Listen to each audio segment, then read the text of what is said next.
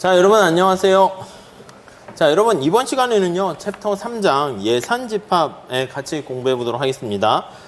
역시 58페이지에 아마 여러분들 미시경작에서 많이 보게 될 파레토라는 학자에 대한 얘기가 나와 있는데 한번 재미로 읽어 보시면 될 것 같고요. 자, 59페이지 같이 볼게요. 이쪽에서 보실까요? 자, 59페이지에 가보시면 첫 번째 줄에 볼게요. 자, 우리의 관심사가 지금 소비자라는 거 나와 있죠.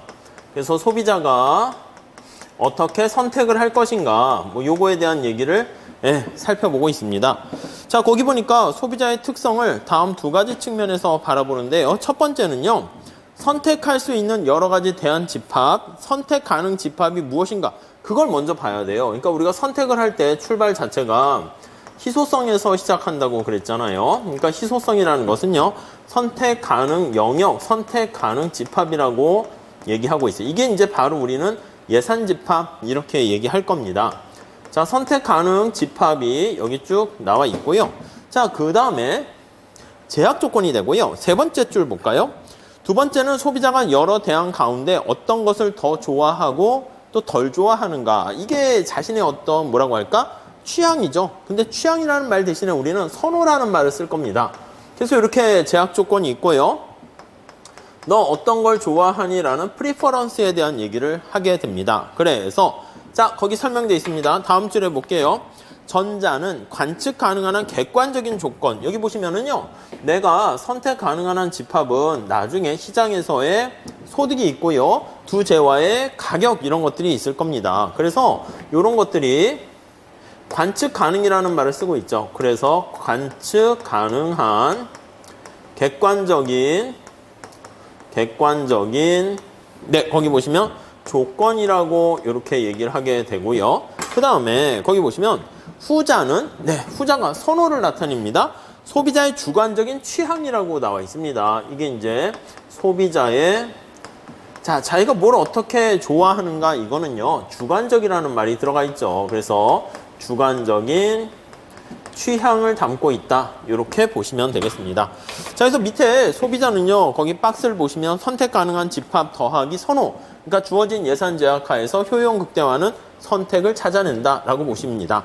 자, 그 다음 두 줄 내려가 보시면은요, 아니 우리가 이렇게 주어진 예산 제약하에서 선호를 우리가 딱 생각해서 얻게 되는 게 뭐냐? 도대체 뭐라는 거냐? 그럼 세 번째 줄 보세요. 선택 가능한 한 집합 속에 여러 대안들 가운데 소비자가 가장 좋아하는, 선호하는 선택을 모아서 나타내는 게 바로 뭐냐면 이거야. 수요라고 생각하시면 되겠습니다. 그래서 우리가 이제 소비자 선택 이론을 통해서요, 우리가 수요 곡선을 우리가 찾아내는 게 요 챕터에서의 목표다라고 보시면 되겠습니다. 자, 이거를 이제 수요라고 합니다. 자, 우선 그 다음 단락 첫 번째 줄 볼게요. 소비자 이론에서는 동일한 선택 가능한 집합과 동일한 선호를 가진 소비자가 있다라고 하면요, 선택 가능한 집합과 선택 가능한 선호, 이걸 통해서 똑같게 된다라고 하면은요, 거기 보시면 수요 함수가 동일하다, 수요가 동일한, 이렇게 예를 들 수가 있네요. 거기 예가 하나 나와 있습니다. 그런데 거기 보시면은 서로 정치적 성향의 진보냐 보수냐, 종교가 어떠냐, 이런 얘기도 있는데 한번 읽어보시고요. 두 줄 내려가 보시면은요, 소비자 이론은 두 소비자가 현재 직면하고 있는 선택 가능한 한 집합, 요 예산선이죠. 이게 똑같고, 그리고 동일한 선호를 가지게 된다라고 하면요, 선택 자체도 동일하게 한다라고 보시면 돼요. 자, 정리를 합시다. 그러면 소비자가 어떤 선택할 때 가장 중요한 게 뭐냐면 요 선택 가능한 한 제약이 되는 것이고 선호가 되는 것이다 라고 생각하시면 돼요. 그걸 가지고 우리가 어떤 원하는 것을 달성하게 됩니다. 다음 페이지 가볼게요. 자, 그래서요 60페이지 첫 번째 줄에 나와 있죠. 자신이 선호하는 대안, 즉 수요를 어떻게 선택하는가, 그걸 설명하는 거, 그게 바로 소비자 선택 이론의 관심이 되겠습니다. 그 결과 얻어진 게 바로 수요 함수, 수요 곡선이다, 이렇게 보시면 돼요. 자, 첫 번째 세션 1 한번 1절 한번 볼게요. 재화의 개념과 소비 묶음 이렇게 나와 있어요. 재화의 개념과 그리고 소비 묶음 이렇게 돼 있습니다. 소비 묶음. 자, 우선 첫 번째 줄 볼게요. 재화란 뭐냐 나와 있어요. 재화란 뭐냐 이렇게 있습니다. 자, 첫 번째 줄 보시면, 자, 우리가 상품이라는 말하고 재화라는 말은요 크게 구분 짓지 않아도 되는데요, 보통은 우리가 상품이다라고 하면요. 상품 속에는요. 이 재화는 눈에 보이는 거예요. 눈에 보이는 거고요. 눈에 보이지 않는 것을요. 거기 네 번째 줄 있죠. 다섯 번째 줄이네요. 눈에 보이지 않는 선택의 대상을 서비스라고 합니다. 또는 용역이라는 말을 쓰기도 해요. 그냥 서비스라고 쓰면 될 것 같습니다. 그래서 이 재화는 눈에 보이는 것을 얘기하고요. 눈을 하나 그리시면 되겠고, 자, 서비스라는 것은 눈에 보이지 않습니다. 이렇게 안대를 했어요. 이 둘을요, 합쳐가지고 우리가 뭐라 그러냐면 상품이다. 이렇게 얘기를 할 겁니다. 아셨죠? 네, 그래서 거기 보시면은 재화나 서비스를 합친 것을 상품 이렇게 보시고요. 우리는 앞으로 그냥 재화나 상품 같은 말로 그냥 쓰도록 하겠습니다. 자, 재화를요, 거기 밑에 보시면 다음에 세 가지 기준에 의해서 재화를 구별한대요. 어떻게 구별하니? 라고 한번 보도록 하겠습니다. 첫 번째는요, 우리가 물리적인 특성을 가지고 재화를 구별하기도 해요. 물리적인 특성. 그러니까 이거는 바로 뭐냐면 색깔이 어떻고 거기 보시면은 디자인이 어떻고 이런 것들을 얘기하고 있어요. 그래서 사과나 아이스크림의 그런 특성들 얘기하고 있고요. 다음에 장소. 예, 장소도 재화의 특성을 규정짓는 중요한 특성이 됩니다. 거기 보시면 똑같은 재화라도요, 어디에 위치했느냐에 따라서 다른 재화가 됩니다. 다음 페이지 첫 번째 줄 볼게요. 물리적으로 동일한 콜라라 하더라도요, 학교에 있는 편의점에 있는 콜라와 남산 꼭대기에 있는 콜라가 서로 다릅니다. 이해 가시겠죠? 그렇게 보시면 되겠고, 그리고 두 줄 내려가 볼까요? 우리나라가 이렇게 있는데 맞습니다. 거기 보니까 밑에서 두 번째 줄 보세요. 예를 들어서 장소가 다르면 다른 재화로 간주해요. 사과를 서울에서 부산으로 이동한다? 서울에 있는 부사원과 또 부산에 있는 사과는요. 서울에 있는 사과랑 부산에 있는 사과는 서로 다른 겁니다. 그렇죠. 그러니까 똑같이 생긴 거라도 위치가 다르면 다른 거라고 생각하시면 되겠고요. 그래서 만약에 서울에서 부산으로 사과를 운송한다라고 하면요. 운송한다. 이렇게 얘기를 하게 되면은 서울에 있는 사과를 인풋으로 가정을 하고 부산에 있는 사과로 만들어낸 거예요. 아웃풋을 하는 겁니다. 그러니까 이 인풋을 아웃풋으로 만드는 이 운송 과정이 바로 거기 나와 있는 것처럼 이게 어떻게 보면 가치를 창출하는 생산 과정이다. 이렇게 얘기를 할 수가 있게 됩니다. 네, 이해하시겠죠? 그 정도 정리하시고요. 다음 세 번째 볼게요. 네, 세 번째는 시간도 이제 또 그거에 따라 상품의 재화의 특성을 다르게 구분짓는 겁니다. 자, 그래서 거기 첫 번째 줄 타임이 나와 있는데요. 시간이 다르면 다른 재화로 간주합니다. 그래서 서울에 있는 똑같은 사과라도 어제 사과랑 오늘 사과랑 내일 사과는 다른 겁니다. 이해하시겠죠? 그래서 세 번째 줄에 보시면 봄의 사과랑 가을의 사과는 다른 것처럼 세 번째 줄에 운송업이 하나의 생산 활동이듯이 자, 오늘 생산된 사과를요, 내일 사과로 만드는 거는 그게 뭐죠? 맞아요. 운송하는 거랑 비슷한 개념인데 저장을 하는 겁니다. 저장을 하는 행위가요. 이것도 가치를 창출하는 거예요. 그래서 가치를 창출하게 되는 생산적인 활동이다. 이렇게 정리를 하시면 되겠습니다.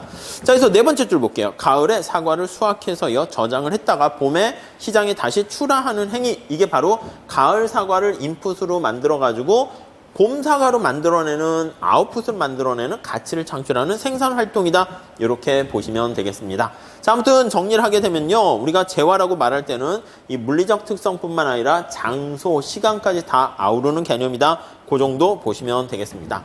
자, 다음에 재화와 비재화 나와 있는데 용어 정리 좀 할게요. 자, 재화라는 것은요. 우리가 좋은 것들 해서 굿에다가 S를 붙입니다. 이렇게 복수로 만들어요. 그러니까 이거는 소비할 때 효용을 증가시키는 것을 우리가 재화다 이렇게 얘기하고요. 그리고 비재화라고 이렇게 얘기할 수 있는데 비재화라는 건요. 배드라는 말을 써요. 배드에다가 S를 붙여서 배즈 이렇게 얘기합니다. 자, 그러니까 이렇게 되는 경우는 효용을 증가시키는 거, 효용을 감소시키는 거다라고 생각하시면 되겠습니다. 자, 밑에 재화, 비재화, 그리고 중립재라는 말을 써요. 그러니까 중립재라는 것은 바로 뭐냐면 효용에 아무런 영향을 미치지 않는 거예요. 그래서 용어 정리 좀 하시죠. 중립재 이렇게 얘기합니다. 뉴트럴이라는 말을 쓰게 되면은 이걸 소비했을 때 효용을 절대 증가시키지 않는 거다. 이렇게 보시면 되겠습니다. 자, 우리 거기 밑에 각주 2번도 하나 볼게요. 불확실성을 다루게 되면은 우리가 재화의 특성을 얘기할 때 물리적인 특성, 장소, 시간 이것뿐만 아니라 또 거기 뭐라고 돼 있습니까? 상황이라는 컨틴전시라는 것도 하나의 추가적인 요인이 될 수 있어요. 여기다 할까요? 네 번째, 상황. 아니 이게 무슨 얘기입니까? 아 그렇죠. 거기 설명이 잘 나와 있는데 여러분 우산이 있어 우산. 우산의 가치는 어떻게 됩니까? 맞아요. 이 우산은요 밖에 해가 쨍쨍 나 있을 때는 가치가 별로 없어요. 물론 양산을 쓸 수가 있긴 하겠지만 비가 내리는 상황입니다. 그러면 가치가 훨씬 더 높아진다라는 것을 알 수가 있습니다. 그래서 두 번째 줄 보시면 비가 올지 안 올지 모르는 상황에서 똑같은 우산이라도 비가 오는 상황과 비가 오지 않는 상황, 이게 다른 상황이다. 이렇게 보시면 될 것 같습니다. 네, 그렇게 정리하시죠. 다음 넘어가 보도록 하겠습니다. 자, 그래서 굿에다가 s를 붙인 굿즈랑 그리고 배즈랑 이렇게 나와 있고 재화, 비재화 이렇게 나와 있고요. 이 배즈라는 건 뭐라고요? 비재화의 대표적인 게 뭐가 있습니까? 라고 하면요. 네, 거기 중간에 나와 있습니다. 비재화 고딕체 바로 밑에 가보시면 시장에 거래되는 경우는 별로 많지는 않은데요. 거기 나와 있는 것처럼 공해, 소음 이런 거 있잖아요. 오물 이런 거요. 오물 이런 것들은 우리가 많이 있으면 많이 있을수록 효용을 떨어뜨리게 되는 거잖아요. 네, 그런 것들은 우리가 비재화다 이렇게 보시면 되겠습니다. 자, 그 다음 세 번째 보시면요. 뭘 얘기하냐면 자, 재화에 대해서 편의상 몇 가지 가정을 우리가 하려고 합니다. 자, 이런 가정은요. 논의를 단순화하기 위해서 우리가 사용하는 거니까 참고로 보시면 되는데요. 자, 박스를 볼게요. 첫 번째, 세상에는 오직 두 개만 있다. 예, 두 개의 재화만 존재한다. 이렇게 얘기할게요. 두 개의 재화만 존재하니까 이거를 우리가 사용하는 이유는요. 칠판에 그림을 그려야 되잖아. 칠판에 2차원의 평면에 나타내야 되니까 재화 1, 재화 2 이렇게 존재한다. 이렇게 생각할 수 있고요. 다음 두 번째 볼게요. 두 번째는요. 모든 재화는 소비와 거래에 있어서 완전 가분적이다. 이게 가분성이 있다라고 생각하시면 돼요. 가분적이다. 이렇게요. 이 가분성이 있다는 것은요. 잘게 쪼갤 수 있다를 얘기하는 것입니다. 자, 그리고 세 번째 한번 볼게요. 자, 세 번째는요. 거기 보시면 재화의 소비량은 음수가 아니다. 그러니까 우리가 재화의 소비량은 0보다 크고요. 아니면 0하고 같을 수도 있어. 근데 이게 음수가 된다는 얘기는 내가 소비를 하는 게 아니라 이게 인풋으로 작동되는 경우가 0보다 작다 이렇게 생각하시면 돼. 소진하게 되는 거죠. 무슨 말씀인지 아시겠죠? 그러니까 효용을 증가시켜서 효용을 얻는 게 아니라 이게 만약에 마이너스가 된다 하면 인풋이 되는 거야. 이건 아웃풋이 되는데. 자, 오른쪽에 몇 가지 얘기들이 63페이지에 나와 있는데요. 그냥 뭐 지금 얘기한 거니까 뭐 읽어보셔도 되는데 제가 봤을 때는 그냥 이렇게 가볍게 보셔도 충분하지 않을까 합니다. 그래서 63페이지 그 첫 번째 곡이 n개 재화까지 있는데 두 개만 있고요. 63페이지 첫 번째 줄을 보시면 두 번째 가정은 미분을 사용하기 위해서 이 가분적이라는 걸 쓰는 거예요. 우리가 이제 요게 가분성, 잘게 쪼갤 수 있어야지 우리가 x제를 약간 증가시켰을 때 우리가 어떻게 변하니 이렇게 한다고요. 그러니까 요거는 미분이 가능하도록 만든다라고 정리를 하시면 될 것 같습니다. 그 완전 가분성이라는 표현을 쓰고요. 다음에 네, 거기 두 번째 단락 보시면 현실에서는 그렇지 않음에도 불구하고 완전 가분성을 가정하는 이유는 나와 있잖아요. 맞아요. 미분 때문에 이 유용한 기법을 사용하기 위해서 그렇다라는 정도만 봐주시면 되겠습니다. 세 번째는요. 이 재화가 0보다 크다라고 얘기하는 거는요. 자, 마지막 단락 보시죠. 소비와 생산 행위를 구분하기 위해서다. 이렇게 됩니다. 자, 이거는 우리가 소비를 하는 것이고요. 이게 0보다 작으면 생산을 한다라고 생각하시면 되겠습니다. 그래서 소비와 생산을 구분하기 위한 것이다. 음의 소비라고 첫 번째 줄에 있잖아요. 그렇게 되면 경작적인 의미를 부여할 수 없다라고 돼 있죠. 두 번째 줄 보세요. 만약에 소비를 하는데 음이다라는 얘기는요. 우리가 이제 뭔가 인풋으로 작용된다는 것입니다. 그래서 밑에서 두 번째 줄 볼게요. 엄밀한 의미에서 소비 활동이 아닌 생산 활동을 하는 것이다.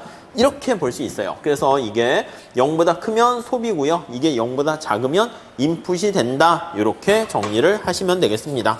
이게 뭔가 아웃풋으로 증가시키는 게 아니라 소진해 버리는 거죠. 그래서 우리가 사라져 없어지는 거잖아요. 뭔가 철근을 집어넣어서 자동차를 만든다 그러면 철근은 자꾸 사라지는 거야. 그렇게 되면서 그게 자동차의 인풋으로 들어가는 것이죠. 자, 그래서 64페이지 첫 번째 줄에 보시면 거기 소비자 이론에서는요. 각 재화의 소비량은 0보다 작지는 않다. 이렇게 가정을 할 거예요. 그러니까 크거나 같다 뭐 이렇게 보시면 되겠습니다. 자, 그 다음에 네 번째 한번 볼게요. 네 번째. 그 다음에 소비 묶음과 그리고 소비 공간 이렇게 나와 있어요. 소비 공간 이렇게 나와 있어요. 소비 공간. 자, 그래서 거기 보시면요. 세 번째 줄에 나와 있네. 소비 묶음, 상품 묶음 이런 얘기가 나와 있잖아요. 그러니까 이거는 우리가 구입할 수 있는 상품 묶음의 양을 나타내는데요. 밑에 그림을 한번 보세요. 자, X1이라는, X2라는 이렇게 있으면 거기 보시면 소비 묶음이 여기 있어. 그래서 X1, X2 이렇게 돼 있는 거 확인할 수 있겠습니다. 자, 그러면 여기 나타내는 게 바로 만약에 3이다라고 하면요. X1을 3개 소비했다는 뜻이고요. 여기에 만약에 2라고 하면요. X2는 2개 소비했다 이렇게 됩니다. 그래서 요게 X1의 양, X2의 양 이렇게 정리하시면 되겠습니다. 자, 그 정도 정리하시면 얼추 됐고요. 자, 다음 페이지 가볼게요. 65페이지. 예산 집합과 예산선 이렇게 나와 있어요. 자, 두 번째. 자, 우리가 예산 집합이라는 것은 우리가 말 그대로 소비 가능한 상품 묶음의 영역을 나타내는 것이고요. 그리고 예산선 이렇게 있어요. 예산선. 예산선이라는 것은 말 그대로 소비할 수 있는 그 선을 얘기하는 거예요. 그러니까 우리가 소비 가능한 영역 중에서 돈을 다 쓰는 경우로 우리가 예산선이다. 그렇게 얘기할 겁니다. 자, 우선 첫 번째 예산 제약과 예산 집합 이렇게 있어요. 예산 제약과 예산 집합 이렇게 있어요. 예산 집합. 네, 이렇게 있습니다. 자, 거기 보시면요. 첫 번째 단락은 여러분들이 자본주의 시장 경제에 대한 얘기를 하고 있고요. 그냥 한번 보시면 될 것 같고요. 우리가 이제 어떤 돈에 대해서 어떤 상품에 대해서 구입을 할 때 얼마나 돈을 지출하니라고 하면은요. 그 재화의 지출 금액은 거기 두 번째 단락에 나와 있는 것처럼 재화의 가격을 만약에 P1이라고 할게요. 그러면 P1 우리가 재화 1이 사과라고 할게요. 그러면 사과의 가격이 만약에 200원이라 합시다. 그런데 X1의 소비량이 사과를 5개를 소비했다라고 하면 요게 바로 뭐가 되는 거야? 200원짜리 5개 소비했으니까 요게 바로 우리가 X1을 구입했을 때 지출액이 되는 겁니다. 자, 소비자가 이렇게 돈을 지출하게 되면 기업은 이게 판매 수입이 되는 것이죠. 네, 이해 가시죠? 자, 그래서 이렇게 정리를 할 수가 있을 거예요. 자, 두 번째 단락에 한번 보시면은요. 자, 재화 I가 이제 2개만 있다고 할 거니까 1, 2 이렇게 할 겁니다. 그래서 한 단위를 구입할 때 지불하는 금액을요. 우리가 이렇게 하첨자로 쓰게 될 거예요. I. 그리고 I는 1, 2 이렇게 쓸 수가 있겠고요. 자, 대부분 요거는 어떻게 됩니까 하면 두 번째 줄 보시면 0보다 큰 게 일반적이라고 할 거예요. 근데 이게 빵일 수도 있어요. 빵일 수도 있어. 빵이면 뭐야? 그냥 재화가 공짜라는 뜻을 얘기하는 것이죠. 이게 0보다 작으면 이게 거기 나와 있는 것처럼 오히려 그 우리가 물건을 사는데 돈을 받는 거야. 그럼 그 물건은 뭐예요? 저기 나와 있는 오물이나 쓰레기 이런 거잖아요. 중국이나 아니면 다른 나라에서 아니면 어떤 공장에서 우리 외부성할 때 할 건데 하천에 이렇게 있을 때 야, 만약에 우리가 오염 폐수 물질을 하천에다 버린다 합시다. 그럼 뭐야? 그럼 미안합니다 하면서 대가를 지불하게 되면은 오히려 그 사람한테 우리가 오염 물질을 사면서 대가로 가격을 받는 게 되는 것이죠. 뭐 그렇게 정리하시면 될 것 같고요. 자, 그래서 거기 보시면 재화가 2개 있으면 거기 P1, P2 해가지고 우리가 표현하게 될 거예요.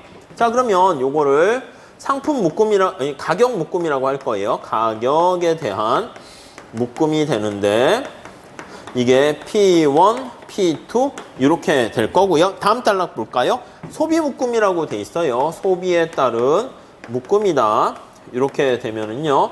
X1, X2 이렇게 돼 있는 거 알 수가 있겠습니다. 자, 그래서요. 우리가 두 재화를 이렇게 구입을 한다라고 했을 때 이렇게 했을 때 얼마나 돈을 지출하니 라고 하면은 지금 앞서 말씀드린 것은 재화가 하나만 있을 때는요. 그 재화의 가격과 수량을 곱해서 지출액이라고 했잖아요. 지금 2개가 이렇게 있으면 어떻게 쓸 수 있을까요? 이 순서 맞춰야 돼요. 앞에 게 하첨자 1이 사과고 하첨자 2가 바나나다 이렇게 되면은 사과랑 바나나를 같이 혼동하면 안 되죠. 그러니까 사과의 가격과 사과의 수량, 바나나 가격과 바나나 수량 이렇게 돼야 됩니다. 그러니까 P1, X1 더하기 P2, X2 이렇게 되는 것을 알 수가 있습니다. 오케이. 네, 바로 이만큼 구입을 하려면 P1의 가격, P2의 가격의 상품 묶음, 가격의 묶음을 돼 있는 것을 X1, X2를 사려면 이만큼의 돈이 있어야 되네요. 이게 바로 지출액이면서 이게 바로 구매력이다. 이렇게 볼 수가 있겠습니다. 오케이, 그 정도 보시면 되겠고요. 자, 이거를 구입하는데 들어가는 돈을요, 구매력을요, 마지막 달러 거기 보시면은요, 첫 번째 줄. 우리가 이 구매력은 화폐로 보유할 수도 있고요, 아니면 실물 자본으로 부존 자원으로 가지고 있어요. 뒤에 다시 나올 텐데, 보통은 우리가 이거를 M이라고 해서요, 이게 M이 이제 머니 인컴 보시면 돼요. 그래서 화폐로 구매력을, 화폐 소득이라고 보시면 되겠어요. 화폐 소득으로, 화폐로 내가 구매력을 보유하고 있다, 이렇게 보시면 되겠습니다. 자, 그래서요, 스몰 m, 이렇게 머니의 m자라고 보시면 되겠습니다. 자, 그래서 우리가 이 구매력 하면은요, 이 돈이, 이게 지출액이잖아. 지출액이 나의 구매력보다 더 크게 되면 구입할 수 없는 거니까 이건 다 쓰는 거고요. 최소한 작거나 같다, 뭐 이렇게 보시면 될 것 같습니다. 돈이 만약에 이렇게 남았으면 남은 돈 가지고 우리가 저축을 한다라고 생각을 하시면 되겠죠. 그래서 만약에 이게 부등호가 이렇게 더 커요. 자, 여기 한번 정리해 볼까요? 이렇게 되면 돈을 다 쓰게 되는 것이고요. 이게 아니고 P1, X1, 그리고 P2, X2, 이게 이렇게 됐다 합시다. 자, 그러면 지출 금액이 소득보다 작은 거야. 이거는 무엇을 뜻합니까? 맞아요. 내가 버는 소득에서 지출 금액이 더 작다는 얘기는 우리가 지출하고 돈이 남은 거예요. 그러니까 이거는 나중에 저축을 하게 된다라고 보시면 되겠고요. 자, 만약에 부등호가 이렇게 있어요. 부등호가 이렇게 있습니다. 그러면 이거는 뭐냐면 내가 지출하는 금액이 소득보다 더 큰 거야. 그럼 이거는 뭐다? 맞습니다. 돈을 자입하게 된다. 이렇게 정리를 하시면 되겠습니다. 네, 이렇게 정리를 하시죠. 넘어가도록 하겠습니다. 자, 그래서 66페이지 가보시면 첫 번째 줄 볼게요. 그래서 내가 물건을 구입한다라고 하면 지금 여기 나와 있는 구매력, 화폐소득, 이거를 넘어설 수가 없게 되는 거 아시죠? 이거를 바로 뭐라 그런다? 여기요, 예산집합, 예산제약, 이렇게 보시면 되겠습니다. Budget Constraint 또는 Budget Set, 이렇게 얘기하게 됩니다. 밑에 박스를 보세요. 예산 제약을 만족시키는 소비 묶음의 집합을 거기 보시면 예산 집합이라고 얘기해요. 이 예산 집합을 식으로 어떻게 표현했나 살짝만 참고로 보시면요. 자, 버지트 해가지고 예산 이렇게 했습니다. 셋을요, 거기 보시면 뭐에 대한 함수입니까 하면 가격 1, 재화 2의 가격, 소득, 이렇게 구성되어 있는 거예요. 그렇죠? 자, 그러면 여기 요거를 만족시키는 거기 보시면 X1과 X2에 대한 거기 소비 묶음의 집합 나타냅니다. 거기 보시면 P1, X1, 재화가 이제 두 개만 있는 거예요. X2 이렇게 돼 있고 얘가 소득 M보다는 작게 되는 거네요. 자, 그리고 전제 조건이 뭐라고요? 맞아요. X1이 0보다 크게 되고요. X2가 0보다 크게 된다. 이렇게 정리를 하시면 되겠습니다.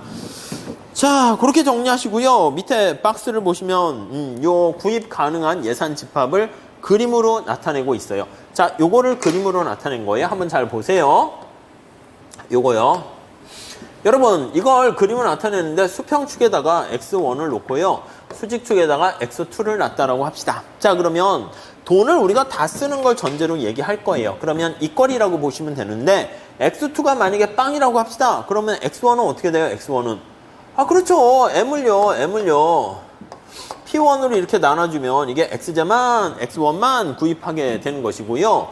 만약에 X1에 빵을 집어넣어. 그럼 X2는 max가 어떻게 됩니까? M을요. P2로 이렇게 되는 거 알 수가 있습니다. 이해 가시죠? 자, 그래서 이렇게 나타내는 식을 선을 그릴 수 있는데 이게 바로 예산집합이다 보시면 되겠습니다. 자, 우리 거기 보시면 예산집합이라는 게 거기 나와 있고요. 요 안에 선택 가능한 한 여기 보시면 작거나 같다잖아. 그래서 여기 안에 선택 가능한 한 영역을 이것을 예산집합 이렇게 얘기하네요. 그냥 참고로만 보시죠. 예산집합. 자, 그리고 예산집합 말고요. 거기 밑에 보시면 2번 예산선 이렇게 나와 있어요. 2번 예산선 이렇게 나와 있어요. 요게 바로 예산선이야. 요게 예산선이야. 이해 가시죠? 자, 거기 볼게요. 첫 번째 줄에 예산집합의 기본적인 형태는 이렇게 삼각형으로 나타내는데 소비자가 소득을 재화 1만을 소비하는 데 사용한다라고 하면 요만큼 X만 사용하면 이렇게 소득을 P1으로 나눠주는 것이고요. 요 묶음은 어떻게 표현해요? 요게 A라고 할게요. A라는 상품 묶음은 P1분의 M. 그러면 X제만 구입하고 Y제 소비량은 빵! 이렇게 되는 겁니다. 이해하실 수 있겠죠? 자, 그럼 여기는 어떻게 될까요? 여기요? B라고 합시다. B는요, X를 절대 구입하지 않고요. X2, X1을 절대 구입하지 않고 X2, J와 2만 구입하는 거예요. 그래서 J와 1은 소비량이 빵이고 J와 2는 이런 식으로 나타내는 거 우리가 확인할 수 있겠습니다. 오케이, 됐죠? 자, 그래서 두 번째 단락 볼게요. 예산 집합 중에서 요거와 요거를 연결한 직선이 매우 중요한 의미를 갖게 되는 것이고요. 우리가 돈을 다 사용해가지고 선택할 수 있는 영역은 여기, 여기는 우리가 돈을 다 쓰는 거죠. 그리고 요 안에는 앞에서 본 것처럼 돈을 남긴 거예요. 아셨죠? 뭐 그렇게 보시면 되겠습니다. 자, 그래서 우리가 예산선이다라고 얘기하면 여기 예산 집합 중에서 가장 바깥쪽에 있는 요걸 나타내는 거니까 주로 이제 효용을 극대화하는 선택할 때도 그런 선택점을 얘기할 겁니다. 그래서 M이 있고요. P1이고 X1이고요. P2가 되고 X2고 이렇게 된다라고 생각을 하시면 되겠습니다. 자, 그 정도 정리하시면 되겠어요. 그리고 다음 단락에는 지금 얘기한 거랑 똑같아. 내가 이게 X랑 X1과 X2를 지출하는데, 소비하는데 사용되는 지출액인데 그게 소득보다 작냐 크냐? 예, 그걸 가지고요 표현을 하고 있어요. 소득이 돈이 남냐? 저축되는 거고, 모자르냐? 차입하는 것이고, 이걸로 생각하시면 되겠습니다. 자, 그렇게 정리하시고요. 이제 이거를요, 예산선 나와 있는 거를요, 우리가 수직축이 X2니까 X2로 정리를 하면은 우리가 기울기랑 절편을 찾아낼 수가 있을 거예요. 그래서 68페이지 볼게요. X2로 정리했습니다. X2로 정리하면 요 그냥 X2로 정리한 거예요. 요거 전리 넘어가요. 전리 넘어가서 마이너스부터 넘어갔죠. P2로 나눠줍니다. 그럼 마이너스 P2분의 P1 X1 더하기 M을요 P2로 나눠줍니다. M을요 P2로 이렇게 나눠주는 거 알 수가 있습니다. 자, 이 식을 살펴보면요. 첫 번째, 아주 친절하게 Y는 AX 플러스 B 요거랑 비교해달라고 했는데 요게 바로 우리 기울기인 거 아시죠? 기울기. 그러니까 보통은 이제 X랑 Y로 해가지고 보통 얘기하거든요. 제와의 평면에 두 개니까 X, Y 두 제와만 있는 걸로 하는데 이게 수리적인 전 단계로 가려면 이게 하첨자로 해가지고 이래야지 제와가 1, 2, 3, 4, N개까지 우리가 생각할 수 있잖아요. 안 그러면은요, 우리가 어떻게 되냐면 X, Y, Z, W 막 이렇게 등장해야 돼. 그래가지고 보통 약간 이렇게 하첨자로 쓰는 경우가 있는데 하첨자로 쓰는 게 조금 약간 어려워 보이긴 해요. 아셨죠? 그래서 요거 보시면 요게 기울기가 되는 것이고요. 얘는 뭡니까? 얘는? 예, 맞아요. 얘는 Y축의 절편이다 라고 보시면 되겠어요. Y축 수직축의 절편 이렇게 정리를 하시면 되겠습니다. 네, 그렇게 정리하시면 되겠습니다. 자, 우선 그 밑에 한번 보세요. 예산선 기울기의 부호 한번 봐보도록 하시죠. 자, 우선 첫 번째, 자, 예산선의 기울기가 P2분의 P1이라고 그랬잖아요. 앞에 마이너스가 있어요. 기울기의 부호 이렇게 돼 있는데 부호가 마이너스입니다. 마이너스. 이 뜻이 뭐예요? 뜻이. 그렇죠. 이게 P2분의 P1 이렇게 있어요. 만약에 제와 1 사과라고 할게요. 제와 1의 이게 사과고요. 제와 2 요거 X2가 만약에 바나나라고 합시다. 바나나. 그러면 이렇게 봤을 때 사과의 가격이 200원이고요. 바나나의 가격이 100원이라고 할게요. 이게 마이너스가 됐잖아. 뜻이 뭐예요? 뜻이.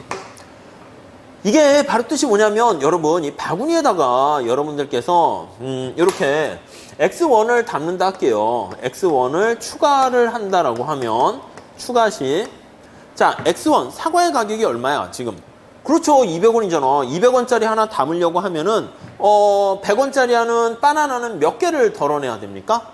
당연히 2개 아니겠습니까? 그러면 얘를 한 개 추가하게 되면 X2를 2개를 당연히 포기해야 된다는 것을 알 수가 있어요. 그러니까 사과의 가격, P1의 가격이 200원이고 P2의 가격이 100원이다라고 하면은 이 앞에 마이너스 붙은 게 뭐냐면 내가 X제를 더 하나 담으려고 하면은 YJ인 여기 Y축에 있는 X2를 하나 얼마 포기해야 된다. 그걸 나타내는 것입니다.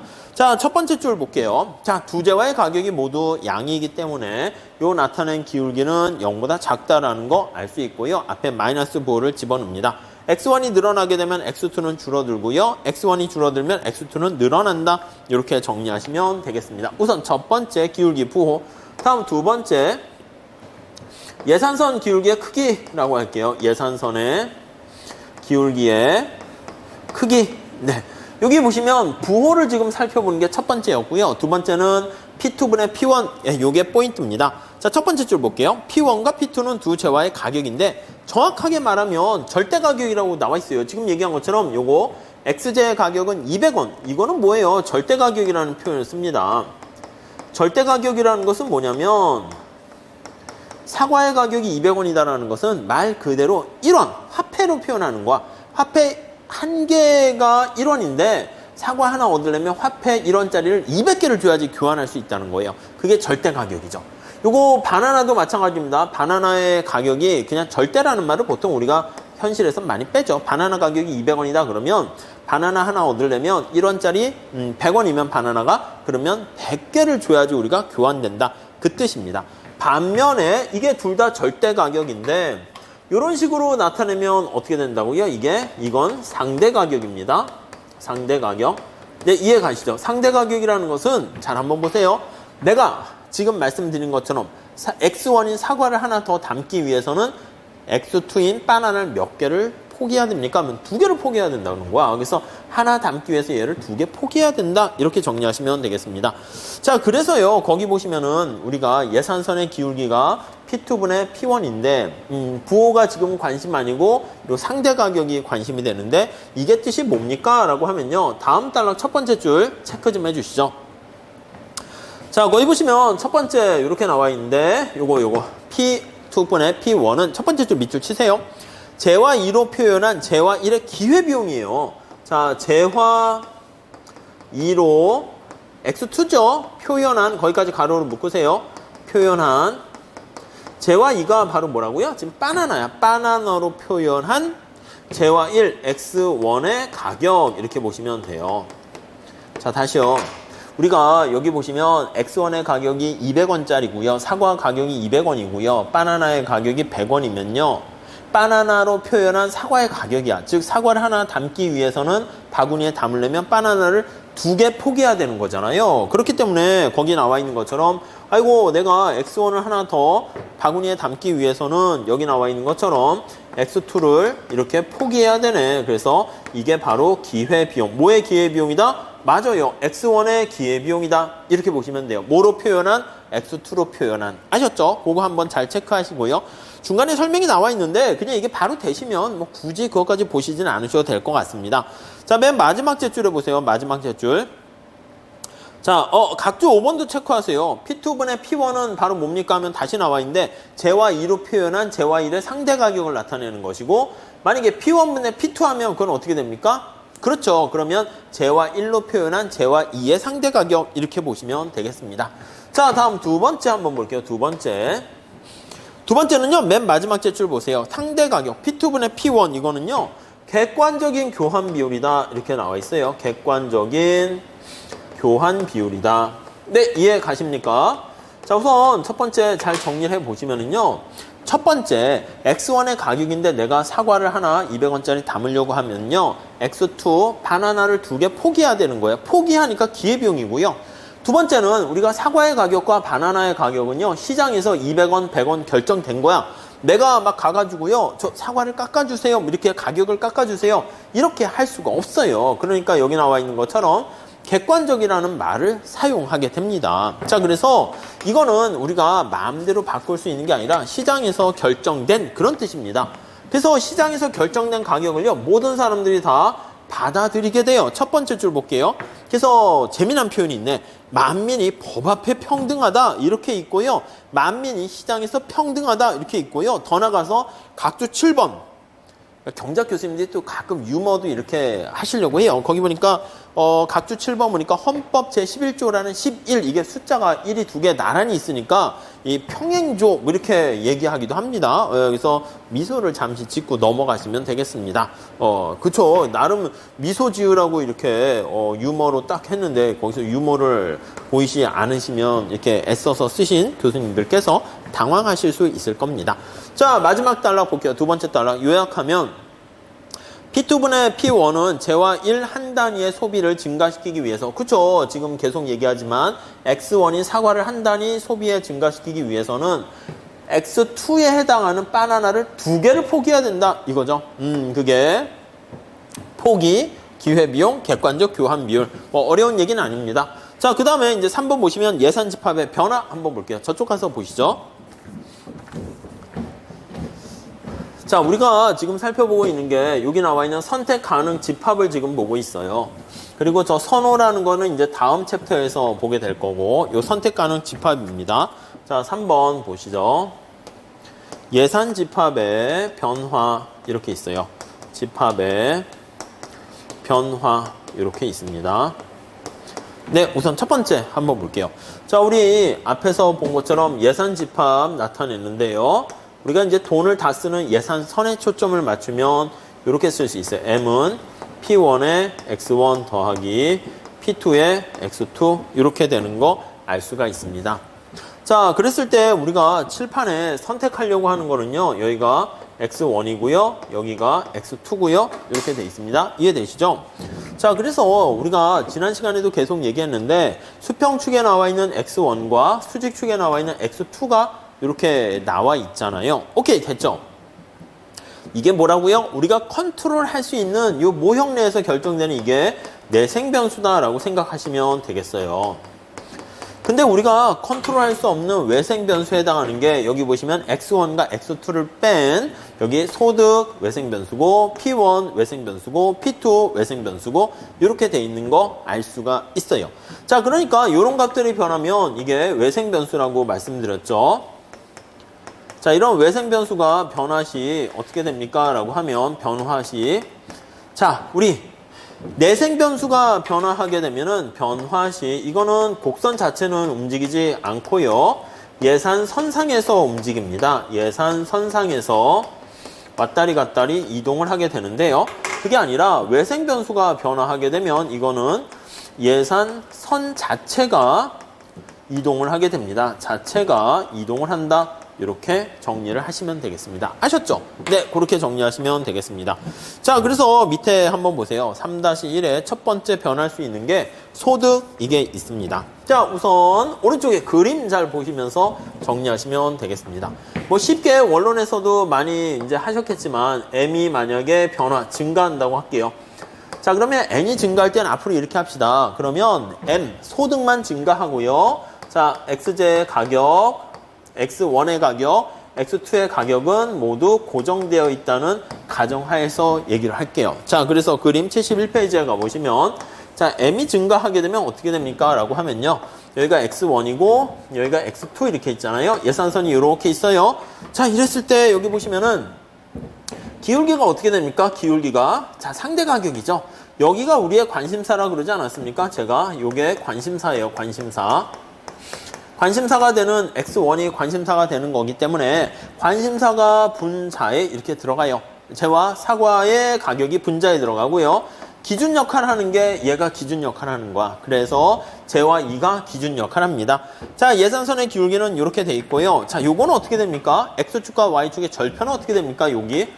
얘는 M이고 얘는 P1으로 나눠주게 되는 것이고 얘는 M이고 얘는 P2로 나눠주게 되는 것이고 이렇게 돼 있습니다. 자, 그랬을 때 우리가 소득이 증가했다고 합시다. 소득이 증가하면 예산선의 상대 가격 기울기는 그대로 가만히 있으면서 M이 증가하니까 절편이 밖으로 가. 그래서 얘가 이렇게 평행하게 이동하는 거 알 수 있습니다. 71페이지 그림 나와 있죠. 그래서 요게 만약에 M이면 얘가 만약에 M 다시라고 하면요. 아시겠지만 M이 M 다시가 M보다 더 크다라는 것을 상정한다 라고 보시면 돼. 그러니까 우리가 기회 가능 집합, 선택 가능 영역이 더 커진다라는 거 알 수가 있죠. 네 번째 줄에 보시면 이거 어떻게 됩니까? 평행하게 이동하는 거잖아. 그래서 평행하게 이동한다. 이렇게 정리를 하시면 될 것 같습니다. 오케이, 됐죠? 다음 두 번째. 재화 1의 가격 변화 한번 볼게요. 2번. 자, 재화 1의 가격이 하락했다고 합시다. 하락. 자, 이것도 다시 한번 정리할게요. 재화 1의 가격이 하락하게 되면 재화 2라든가 소득은 그대로 가만히 있다라고 생각하시면 되겠습니다. 재화 1의 가격만 하락하게 되면 여기가 X1이 되고 X2가 됩니다. 예산선이 이렇게 있는데 자, 여기 수직축에 나와 있는 요 절편은 어떻게 돼? 여기는 소득 M을 P2로 이렇게 나눠주는 겁니다. 오케이, 이해되시죠? 자, 그러니까 재화 1만 가격이 하락하면 얘는 고정된다라는 것을 알 수가 있고요. 네, 여기까지 됐죠? 여기는 어떻게 됩니까? 여기는? 아, 그렇죠. 여기는 소득 M을요, P1으로 나눠주는 게 여기 절편이에요. 기울기는 그렇죠. P2분의 P1 이렇게 되는 거잖아요. 그래서 예산선의 기울기는 자, 우리 관심사는 P1이고요. P2가 기준 역할을 하는 겁니다.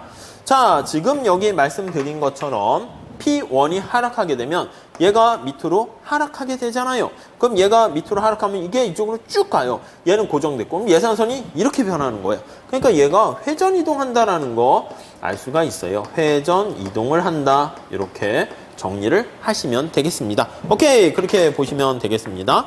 자, 그래서 밑에 맨 마지막 째줄에 보시면 재화 1의 가격이 상승하면 나와 있고 맨 마지막 째줄에는 가격이 하락하면 돼 있어요. 그러니까 요거는 P1의 프라임 가격인데 P1보다는 더 작다 이렇게 되면 당연히 우리의 구입 가능한 상품 목금 영역이 커지는 것도 알 수 있죠. 여기 보시면 이렇게 상품 목금이 커져요. 이게 우리는 뒤에 구매력, 실질 소득이 증가했다 그렇게 얘기를 할 겁니다. 아셨죠? 넘어가도록 하겠습니다. 자, 다음 페이지 가보시면 재화 1의 가격 변화에 따른 그 예산선의 기울기가 설명이 나와 있는데 그건 뭐 쉽게 그냥 보시면 쉽게 알 수 있으니까 넘어갈게요. 회전 이동하는 것이고요.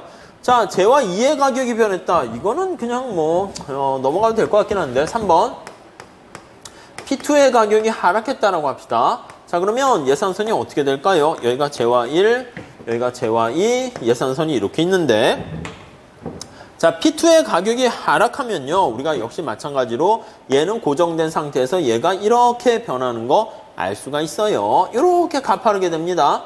그렇죠. 여기는 고정되어 있는 거 확인할 수 있고요. 다음 여기 보시면 재화 2의 가격이 비싸지면 예산선이 이렇게 가는 거 우리가 역시 확인할 수가 있습니다. 오케이, 아셨죠? 그 정도 정리하시면 될 것 같습니다. 자, 73페이지 거기 보시면은요. 두 번째 단락에 예산선의 기울기 이런 게 어떻게 변하는가 그게 나와 있고요. 다음 네 번째 볼게요. 네 번째 재화 1과 재화 2의 가격이 동시에 변화했다고 합시다. 그러면 재화 1의 가격이 2배 상승했다라고 하고요. 2배 상승. 재화 2의 가격도 2배 상승했다라고 한번 해볼게요. 자, 그러면 우리 예산선이 어떻게 변하나 한번 생각을 해보도록 하겠습니다. 우리가 그냥 숫자를 넣으면 되게 심플하게 할 수 있는데 이게 식으로 표현하면 조금 약간 그럴 수가 있어요. 자, 74페이지 한번 가보도록 하겠습니다. 자, 두 번째 단락에 가보시면은요. 거기 보시면 두 재화의 가격이 동시에 변하는 특수한 경우다 이렇게 얘기를 하고 있는데요. 오케이, 됐죠? 두 재화의 가격이 같은 비율로 변할 때 얘기하는 거야. 지금은 거기 람다배라고 나오는데 람다가 지금 1보다 큰 경우니까 2배 이렇게 했어요. 지금 람다가 1보다 큰 경우 이렇게요. 자, 이렇게 되면 거기 식을 한번 써보도록 할게요. 그러면 우리가 둘 다 같은 비율로 상승하면 소득이 M이고요. 아니면 이렇게 합시다. 소득이 M이고 P1이 있고 X1 더하기 P2가 있고 X2 이렇게 나와 있습니다. 근데 이러한 상황에서 만약에 소득이 1,000원이라 할게요. 1,000원인데 X의 가격이 200이에요. Y의 가격이 100이라고 합시다. 이런 식으로 돼 있는 상황 생각해 볼게요. 자, 그런데 P1, X1의 가격과 X2의 가격이 2배 올라갔다고 합시다. 그래서 얘가 400원으로 2배 올라갔고요. 그럼 X1 더하기 얘가 역시 2배 올라가서 200원, X2 이렇게 상승했다고 합시다. 지금 둘 다 2배 올라간 거 아시겠죠? 근데 소득은 가만히 있는 거야. 소득은 가만히 있어. 그냥 1,000원 이렇게 있다라고 합시다. 자, 그러면 우리가 선택 가능한 예산선 영역은 지금 이렇게 되는데 요거를요 우리가 2로 나눠주면 어떻게 됩니까? 2로 나눠주면 얘는 500원이 되고요. 2로 나눠주니까 얘는 200x1이 되고요. 100x2가 되는 거예요. 즉 다시 말씀드리면 원래 예산선에다가 재화가 x1과 x2의 가격이 모두 2배 올라갔다 이렇게 되면은요. 그러면 구입 가능한 영역이 요건 똑같잖아. 요거는 똑같죠. XY에 지출하는 금액을 기준으로 하면 얘는 똑같은 상황인데 그랬을 때 1,000원에서 500원으로 이렇게 절반으로 소득이 감소한 거랑 똑같은 효과를 보게 된다는 거예요. 그러니까 우리가 소득이 1,000원에서 500원으로 하락해서 평행 이동하는 거나 X1의 가격과 X2의 가격이 둘 다 2배 올라가는 거나 효과는 그래프로 나타내면 똑같다라는 거 알 수가 있습니다. 그 얘기가 거기 나와 있고요. 그리고 거기 보시면 람다가 지금 1보다 큰 경우에는 어떻게 됐습니까? 네, 거기 보시면 크게 되면 두 재화의 가격이 같은 비율로 상승했다라는 걸 나타내고요. 그 다음에 얘가 람다가 1보다 작다라고 하면 같은 비율로 하락했다라는 것을 설명하니까 거기 나와 있습니다. 그래서 절대 가격이라고 하는 여기 보시면 X1 재화랑 P2인 X2 재화가 400, 200 이렇게 변화했지만 그렇죠? 변화했지만 상대 가격인 P2분의 P1은 변하지 않는다. 이렇게 보시면 되겠어요. 자, 그래서 지금 동일한 얘기인데 람다 1이 만약에 이렇게 올라가게 되었다라고 하면 이게 1보다 크게 되면 소득이 어떻게 된 거예요? 지금 본 것처럼 얘는 여기 나와 있는 것처럼 이것처럼 소득 M이 감소한 것이다. 이렇게 생각을 하시면 되겠고요. 하나만 더 할게요. 람다가 1보다 작은 경우에요. 이거인 경우에요. 이렇게 된 경우에는 소득이 오히려 증가한 것이다. 이렇게 보시면 되겠습니다. 그러니까 람다가 만약에 이게 1보다 작으니까 0.5라고 할게요. 그러니까 2분의 1이라고 할게요. 2분의 1이면 얘가 100, 얘가 50 이렇게 된 거잖아. 그러면 거기다 2를 해주면 얘가 2000으로 올라간 거랑 똑같은 결과를 초래하게 된다라고 보시면 되겠습니다. 지금 요 얘기를요 조금 확장해서 나타낸 게 3.5식에 나와 있는 거예요. 가볍게 좀 볼 수 있을 것 같습니다. 자, 우선 5번 한번 보시면은요. 재화 1과 재화 2의 가격과 소득이 동시에 변했을 때 이거예요. 보통은 우리가 한 가지만 변하거나 아니면 상대 가격이 2개 변하는 것까지는 했는데 거기 보시면 P1과 P2와 M이 있는데 전부 다 변한 거예요. P1이 변하고 P2가 변하고 M이 변하고 이렇게 다 변한 거야. 자, 그러면 우리가 이걸 변했을 때 여기 보시면 같은 비율로 변했다고 해야지 뭔가 좀 의미가 있을 거 아닙니까? 모두 람다 배만큼 증가시 이렇게 얘기할게요. 자, 그러면 람다 배만큼 증가했으니까 여기 P1의 프라임은 어떻게 됩니까? 하면 람다 P1 이렇게 되고요. P2의 요 프라임은 어떻게 됩니까? 람다 P2가 되고요. M에 대한 요거는 어떻게 됩니까? 라고 하면 람다 M이고요. 이렇게 되는 것을 알 수가 있어요. 네, 아셨죠? 그러면 75페이지 한번 가보도록 하겠습니다. 자, 거기 보시면 네 번째 줄에 기울기도 동일하고 절편도 동일하고 두 재화의 가격이 같은 비율로 변하게 되면 예산서는 전혀 변화가 없다라는 것을 알 수 있네요. 자, 그러니까 여기 한번 볼게요. 이게 전부 다 2배씩 증가했다라고 하면 1,000원이란 소득이 2,000원 이렇게 올라가게 됐고요. 여기 보시면 200원이라는 게 400원으로 이렇게 X1의 가격이 상승한 거 알 수 있고요. 100원이라는 P2의 가격이 그쵸, X 재화 2의 가격이 100원에서 200원 이렇게 올라간 거를 알 수 있고요. 이렇게 된 거예요. 이거는 뭐라고요? 네, 맞아요. 양쪽을 다 투 이렇게 곱해준 거니까 이거랑 똑같다라는 것을 알 수 있습니다. 자, 그래서요, 거기 75페이지 거기 보시면 네 번째 줄 볼게요. 두 재화의 가격과 소득이 같은 비율로 이렇게 람다배만큼 변하게 되면 예산선이 전혀 변함이 없게 되는 걸 알 수가 있고요. 다음 단락에 가보시면 이런 경우 있잖아요. 예산선 집합이 변하지 않는 이러한 특성이요. 다 2배씩 람다배로 변했을 때 예산선은 그대로 된다라는 것을 우리가 확인할 수 있는데 이를 뭐라고 그러냐면 세 번째 단락 볼까요? 예산 집합이 가격과 소득에 대해서 영차 동차성이라는 것을 가지고 있다. 이렇게 보시면 되겠습니다. 네, 의미 자체는 거기 보시면은 다음 단락에 뭐 이렇게 약간 사이즈를 우리가 조정을 한다라는 10 이렇게 있으면 뭐 1000분의 1, 뭐 100분의 1 이렇게 조정하는 거 나와 있는데 그건 그냥 한번 읽어보시면 될 것 같습니다. 지금 우리가 원론에서도 이런 거 하는데 지극히 간단한 거를요, 뭐 이렇게 뭐 람다 있고 P1 있고 하니까 뭐가 있는 것처럼 보여. 근데 사실은 아무것도 없거든요. 그래서 각주의 저자분이 써놨잖아. 경작을 가르치다 보면 경작을 전공하지 않는 학생들뿐만 아니라 경작을 전공하는 학생들로부터도 야, 경작 너무 어려워. 맞아요. 근데 솔직히 직관적으로 매우 당연한 것도요, 어렵게 현학적으로 표현하는 경향이 있음을 고백한다. 맞아요. 전에 어떤 교수님은요, 수업을 하다가 수험생들이 미소를 짓고 뭐 끄덕끄덕거리면 내가 강의를 잘못하고 있나? 이런 느낌이 든대요. 그래서 경제학 수업은요, 이렇게 강의를 하는데 학생들의 얼굴이 막 찡그려지면은, 내가 제대로 하고 있군. 뭐 이렇게 한대요. 뭐, 사실 뭐, 웃자고 한 얘기인데, 슬픈 얘기죠. 자꾸 현실과 동떨어지는 현학적으로만 나가는 이 수학을 많이 써서 또 그런 측면도 있죠, 뭐, 사실. 자, 76페이지 가보시면요. 요렇게 여기 보시면 예산선이 그대로 이게 다 2배 증가했을 때 예산선이 그대로 이거는 거시경제학에서 나중에 화폐 환상이 없다 이렇게 표현하기도 합니다. 아니 이게 도대체 화폐 환상하고 무슨 얘기야? 예, 각주에 나와 있는데 화폐 환상은 보세요. 경제 주체가 거기 보시면은 명목소득이 증가했는데 거기 보시면 물가 또한 같은 비율로 증가해서 실질적으로는 아무런 변화가 없는데 여기 보세요. 명목소득이 2배 증가했잖아? 근데 가격도 2배 증가하게 되면은 실질적으로는 아무 변화가 없는데 사람들이요. 특히 경제 주체 사람들이 여기 나와 있는 소득 2배 증가한 거에 꽂히는 거야. 그래가지고 거기 나와 있는 것처럼 과거보다 더 부자가 된 것 같은 착각을 보이게 된다는 거예요. 화폐 일루전이라고 표현을 하게 되는 것이죠. 그래서 거기 보시면은 우리가 모든 소비자가 합리적이어서 화폐 환상에 빠지지 않는다라고 하면 예산선이 그대로니까 선택적인 제약 조건이 그대로니까 행동을 변화시키지 않아야 되는데 이렇게 머니 일루전에 빠지게 되면 사람들이 부자가 됐다 생각해가지고 행동을 바꾸게 된다. 그렇게 정리하시면 될 것 같습니다. 자, 그 정도 정리하시고요. 그 다음에 우리가 다양한 예산 집합의 형태를 같이 봅시다. 이쪽에서 보시죠. 자, 우선 우리가 이제 그 다음에는 4절에서요. 예산 집합이 다양한 형태를 보이게 되는데 다양한 예산선의 변형 한번 살펴볼게요.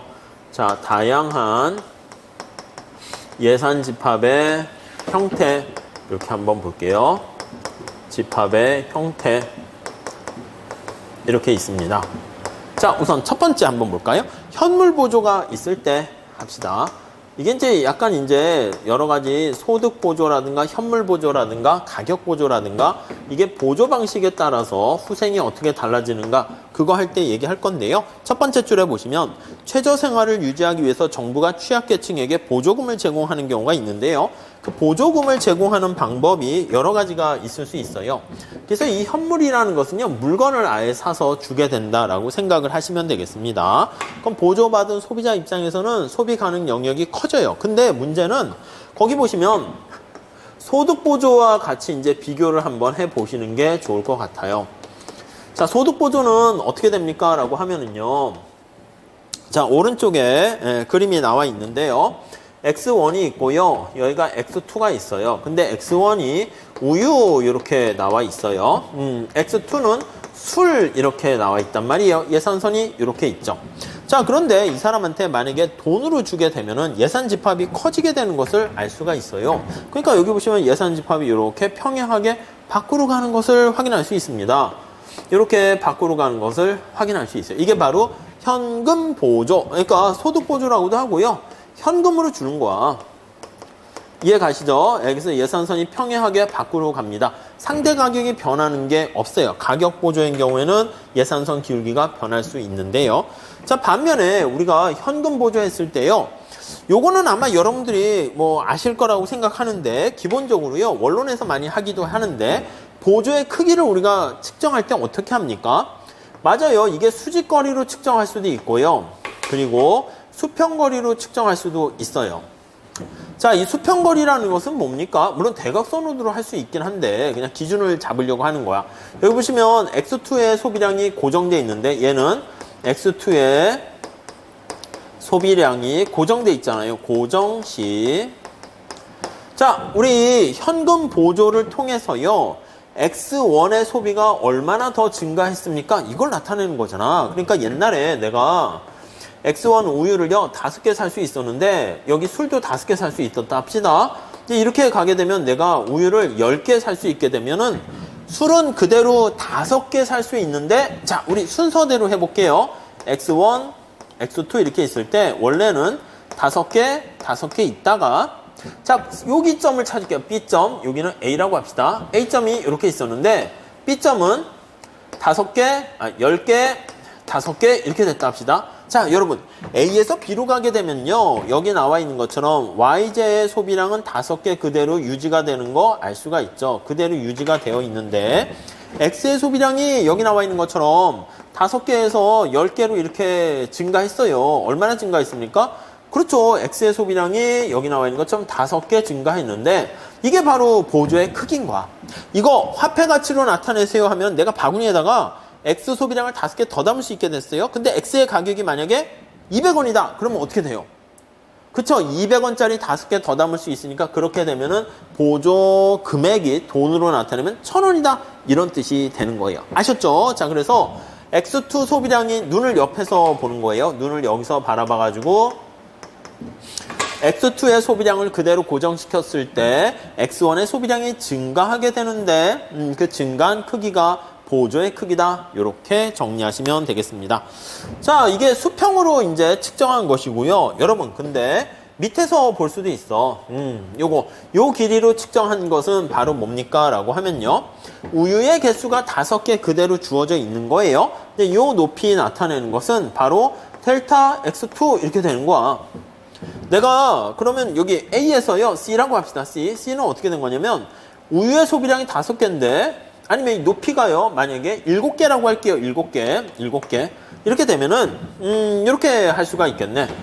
여기 보시면 X의 소비량은 여기 나와 있는 것처럼 5개 똑같이 이렇게 그대로 돼 있는 거예요. 그대로 돼 있는데 여기 나와 있는 것처럼 YJ 소비량이 이렇게 2개 더 증가하게 된 거 알 수 있습니다. Y축에 나와 있는 X2의 소비량이 증가하게 된 거 알 수가 있어요. 이해 가시죠? 제가 여기다 쓰다 보니까 정신 복잡해 보여서 그런데 요 높이로 측정한 건 다시 어떻게 됩니까? X1의 소비량이 고정되어 있을 때 X2로 측정한 보조의 크기 이렇게 보시면 되겠어요.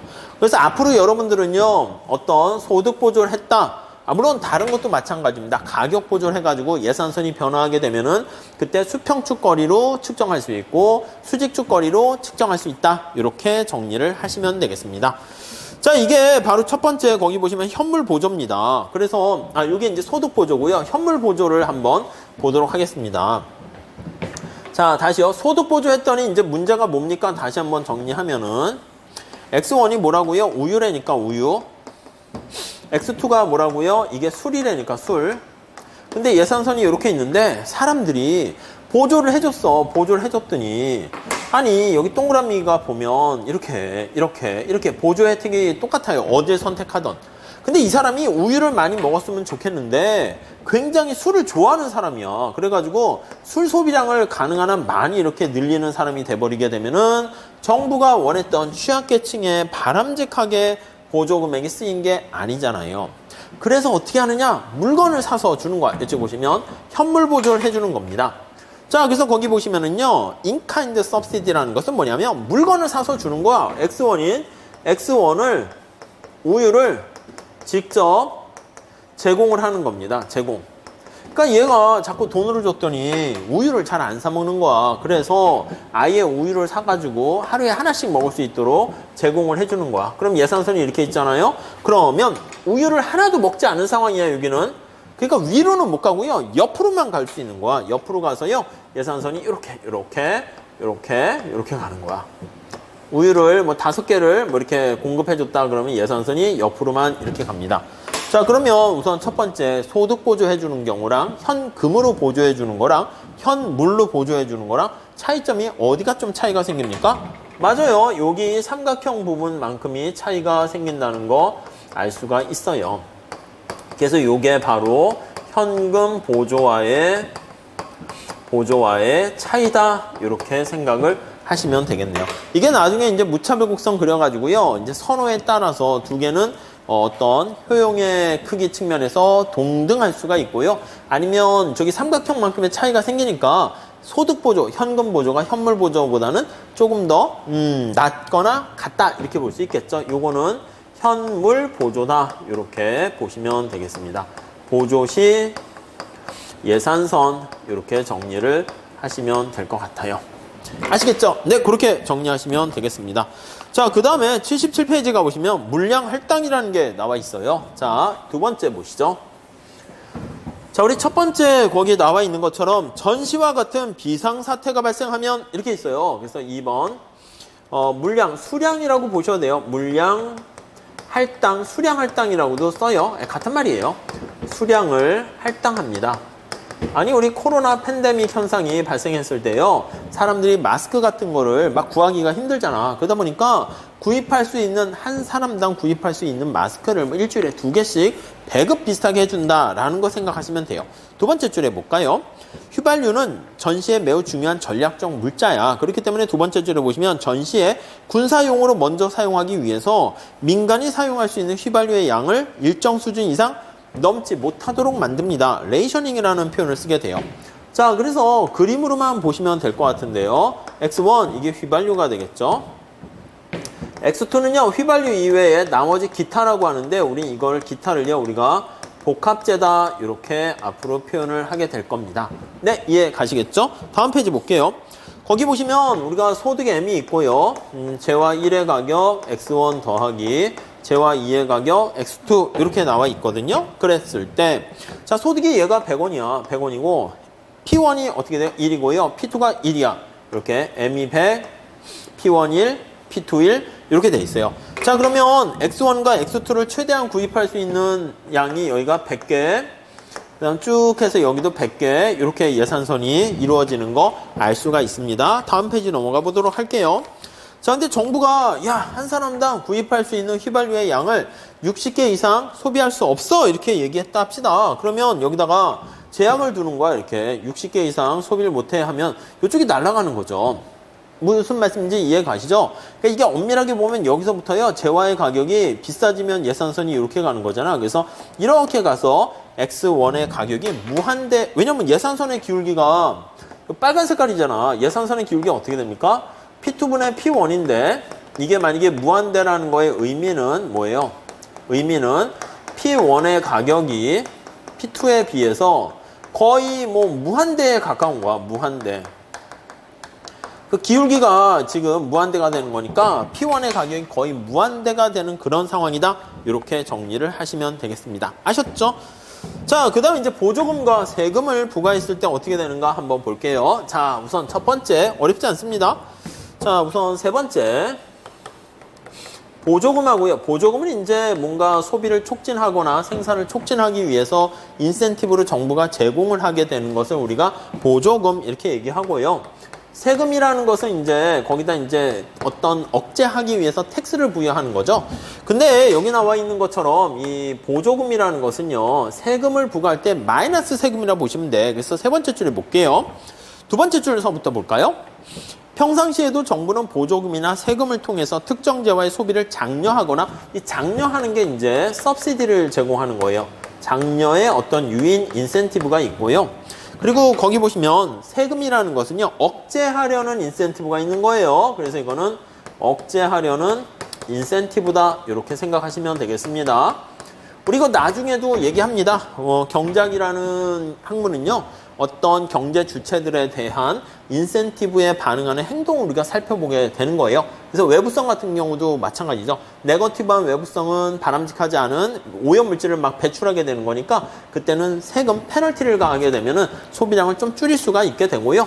권장할 만한 그런 행동은 우리가 기여한다거나 기부금 같은 것은 좀 권장할 만한 것이기 때문에 장려한다는 측면에서 보조금을 지급한다라고 보시면 되겠습니다. 자, 그래서 거기 보시면, 자, 세 번째 줄 보세요. 보조금은 음의 세금이기 때문에 세금 부과와 기본적으로 똑같습니다. 오케이, 됐죠? 그래서 우리가 세금을 부과하는 경우로 생각해 볼게요.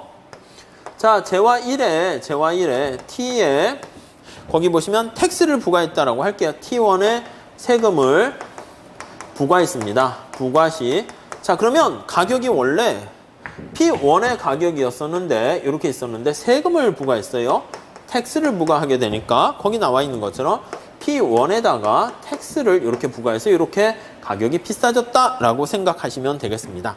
자, 그러면 예산선은 어떻게 됩니까 하면 예산선은 M, 얘는 원래 P1에다가 X1 더하기 P2에다가 X2 이렇게 되는 것인데, 오케이, 이해되시죠? 여기 나와 있는 것처럼 P1의 가격이 비싸지는 거야. 그러면 P1에다가 더하기 스몰 t 이렇게 집어넣고 x1 더하기 P2에다가 x2 이렇게 됩니다. 소득은 그대로 가만히 있고요. 이렇게 돼요. 자, 그러면 뭐가 달라진 거예요?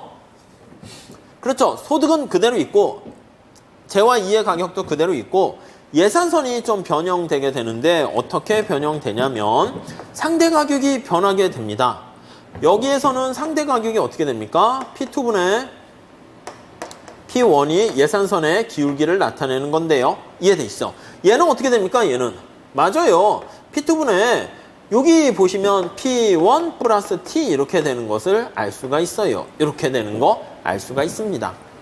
자, 그래서 예산선이 이렇게 있다가 여기 나와 있는 것처럼 재와 일의 가격이 비싸지니까 얘는 고정입니다. 픽스드 되어 있는 상태 하에서 이런 식으로 예산선이 가게 된다라는 거 우리가 확인할 수가 있겠습니다. 이해되시죠? 네, 그렇게 정리하시면 되겠습니다.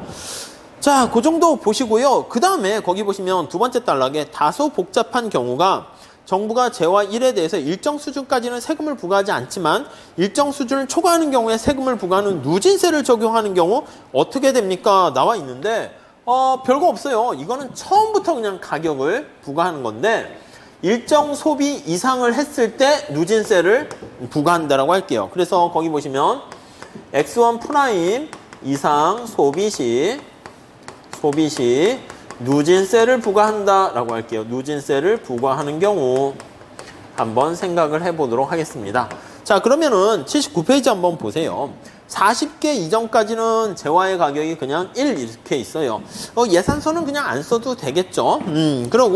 그러니까 40개 이하가 되었을 때는요. 여기 나와 있는 것처럼 여기 나와 있는 얘가 재화의 가격이 1 이렇게 되는 거예요. 그래서 여기 보시면 x1이 있고 여기 x2가 있는데 예산선이 쭉 이렇게 가서 40개 전까지는요. 이렇게 그냥 있는 거예요. 오케이, 이해되시죠? 자, 그런데 만약에 40개가 넘어서게 되면은요. 40개 이상이 되면요. 그때는 재화의 가격이 2로 바뀐다라고 할게요. 그러면 어떻게 돼? 얘가 여기 나와 있는 것처럼 점점점점점 이렇게 되는 게 아니라 여기서부터는 가격이 비싸지니까 이렇게 된다니까요. 이렇게. 네, 이해되시죠? 별거 없습니다. 밑에 그림 잘 나와 있죠? 기울기가 요거는 지금 어떻게 되냐면 2로 바뀌게 되는 거야. 얘는 기울기가 어떻게 돼요? 1 이렇게 되는 것이고 그래서 얘는 기울기 1인데 얘는 기울기 2 이렇게 되는 거 알 수가 있습니다. 오케이, 그 정도만 정리하시죠.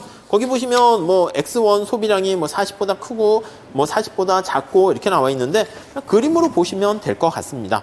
자, 그 다음에 이제 네 번째 누진요금제가 나와 있어요. 자, 이거랑 비슷한 건데 누진세라고 할게요. 누진요금제라고 할게요. 누진요금제. 자, 거기 볼까요? 첫 번째 줄. 특정 재화에 대해서 일정 수준의 소비를 초과하게 되면은 초과분에 대해서 이전보다 높은 가격을 책정하는 것을 누진요금제라고 합니다. 그러니까 이게 거기 주택용 전기 사용 시 누진요금제가 적용되는 거 나와 있잖아요. 그거 참고로 보시면 되겠어요. 뭐 이거랑 비슷한 거죠. 가격이 점차 비싸지게 되는 거야. 그러면 만약에 가격이 이렇게 있었는데 비싸지고 뭐 이런 식으로 구간마다 가격이 더 비싸지는 거 알 수가 있고요. 보통은 또 가격을 할인해 주기도 합니다. 그러면 그런 경우에는 기울기가 더 완만해지겠죠. 뭐 그냥 어려운 건 아니니까 그냥 그 정도 보시고요. 자, 다음 저쪽 가서 보시죠. 이쪽 가서 보시면 자, 그 다음에 예산 집합이 다양하게 변하는데 가입비랑 입장료, 기본료 이렇게 되는 경우 한번 살펴볼게요. 이게 나중에 이부가격제 우리가 사용하기도 합니다. 자, 5번. 자, 가입비를 이제 부과하게 되는 거예요. 그리고 입장료, 그리고 기본료 이렇게 나와 있어요. 기본료. 네, 이렇게 있습니다. 자, 우선 첫 번째 줄 볼까요? 자, 우리나라에서 사업을 하고 있는 대형 할인점 가운데는 먼저 일정에게 멤버십 카드를 만든 사람들에게 그거 가입비가 되는 거죠. 뭐 신용카드 같은 것도 비슷해요. 교보문고나 이런 데 가면 자, 멤버십 카드 가입하세요. 이렇게. 아니면 헬스클럽에서 멤버십 카드를 가입할 때 아니면 택시 탈 때 우리가 처음에 입장료라든가 아니면 기본요금 내잖아요. 그게 바로 그거야. 그래서 멤버십 멤버십 가입에 따른 비용을 낸다고 할게요. 오케이. 자, 일종의 가입비를 부과한 다음에 입장료를 부과한다. 같은 얘기예요. 그냥 이거랑 뭐 사실 뭐 멤버십 입장료 같은 얘기죠. 부과한 다음에 통신 서비스도 마찬가지죠. 일정한 만큼의 가입비를 초기에 납부하도록 만든 다음에 그 다음에 이용하는 양에 따라서 가격을 이렇게 다르게 부과하게 되는 것을 우리가 확인할 수가 있습니다. 오케이, 되셨죠? 자, 그래서 밑에 예를 통해서 한번 봐볼게요. 자, 거기 예를 한번 보시면은요. 예, 한번 보시죠. 자, P1이 1이고 P2가 1이고 소득 M이 100 이렇게 있습니다. 재와 1을 소비하기 위해서 가입비 10을 지불해야 된대요. 자, 원래 예산서는 어떻게 되냐면 여기가 X1이고요. 여기가 X2야. 원래 예산서는 얘가 재화의 가격이 1이기 때문에 예산선이 P1, X1 더하기 P2, X2 이렇게 돼 있는 겁니다. 자, 그랬을 때 이 M이 100 이렇게 있고 얘가 1이고 얘가 1이고 이렇게 돼서 얘가 100 이렇게 소비하고 있었어요.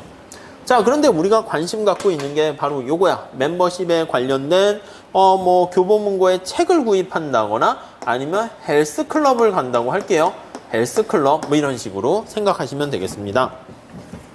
자, 그래서 원래는 이렇게 있었는데 아니면 교보문고의 멤버십 비슷하게 놀이공원의 입장료 비슷하게 처음에 갈 때는요 여기다가 이제 가입비를 내야 돼. 가입비를 내야 되니까 얼마 내야 됩니까? 거기 보니까 재화 1을 소비하기 위해서 진입장벽이 있는 거야. 가입비가 10을 지불합니다. 그래서 가입비가 10이면 먼저 내가 소비 가능한 소득은 어떻게 됩니까 하면 100에서 10을 빼야지. 그러니까 90으로 이렇게 줄어들어요.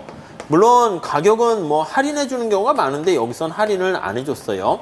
자, 그러니까 나의 선택 가능한 예산선이 안쪽으로 쭉 내려간 거야. 이렇게 이만큼. 여기는 이제 90 이렇게 되고요. 가격은 그대로 그냥 P1, P2 이렇게 있으니까 그대로 이렇게 돼요. 그러니까 얘가 쭉 없어지고요. 예산선이 이렇게 되는 것을 우리가 확인할 수가 있습니다. 이해하시겠죠? 뭐 어려운 건 아니니까.